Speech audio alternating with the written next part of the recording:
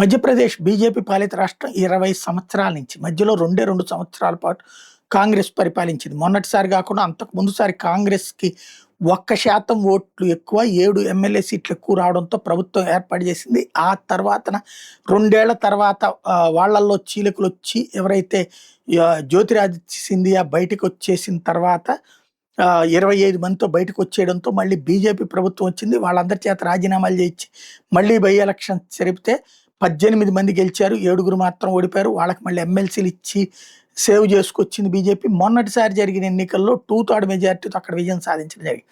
20 ఏళ్ల నుంచి బీజేపీ పరిపాలన సాగుతున్నటువంటి రాష్ట్రంలో కూడా ఇప్పటికీ హిందూ అమ్మాయిలు ముస్లిం అబ్బాయిలను చేసుకోవడానికి బారులు తీరుతున్నారంటే మరి పరిస్థితి లోపం హిందూ కుటుంబాల్లో ఉందా? లేకపోతే ముస్లిం కుటుంబాల్లో అంత అట్రాక్షన్ ఉందా అన్నది తేల్చుకోవాల్సినటువంటి పరిస్థితి.